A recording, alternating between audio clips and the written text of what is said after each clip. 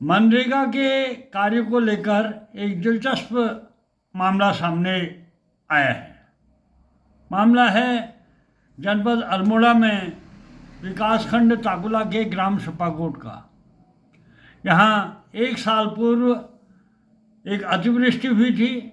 अतिवृष्टि के कारण जो प्राचीन नौला जमींदोज हो गया था और नौले से होते हुए जो गधेरा आता है उसकी निकासी अवरुद्ध हो जाने के कारण गधेरे का पानी आसपास के घरों के लिए खतरे बन गया था।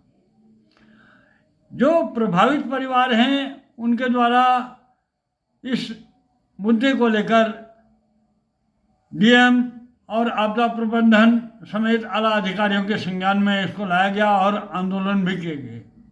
और पहले सिंचाई विभाग की ओर से इसमें एस्टिमेट बना और 1,99,000 का एस्टिमेट बना इस गधेरे के निकासी के कार्य को लेकर।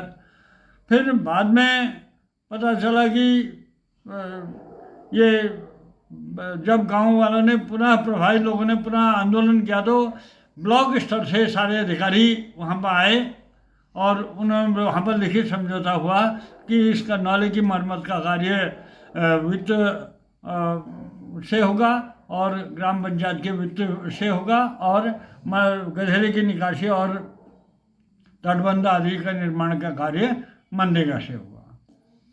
ऐसी 2 बार लिखित सहमति हो गई, लेकिन अभी तक कार्य नहीं हुआ। 2 बरसात गुजर गई। तो इसको लेकर इस बीच बड़ी बात ये आई कि बीते रोज यहाँ पर 27 अक्टूबर को ग्राम सभा में एक मनरेगा रोजगार शिविर का आयोजन हुआ।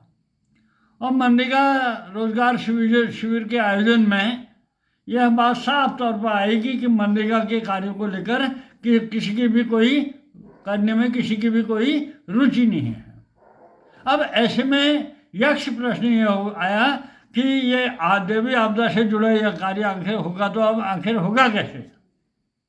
जी हाँ, नमस्कार, मैं रमेश चंद्र पांडे आज अपने YouTube के चेत जाओ चैनल की ओर से बताना चाहता हूँ कि 8 मई 2024 को इस गांव में एक अतिवृष्टि के कारण जो पूरा नौला प्राचीन नौला जमींदोज हुआ था और गधेरे के निकासी अवरुद्ध हो गई थी।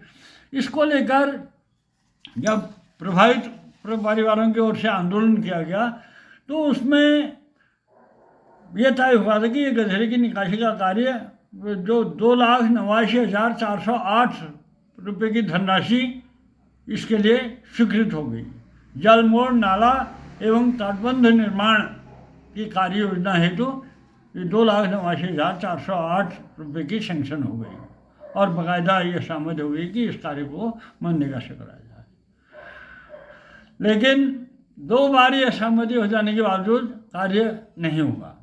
अब 27 अक्टूबर को जब ये यहाँ पर मनरेगा रोजगार शिविर का आयोजन हुआ तो उसमें एक बड़ी दिलचस्प स्थिति सामने आई कि इस गांव में जॉब कार्ड धारक 63 जॉब कार्ड धारक हैं, जिनमें से 122 कार्य करने वाले हैं, यानी कि मनरेगा श्रमिक जिनको कह सकते हैं। 122 श्रमिक के रूप में एक्टिव हैं।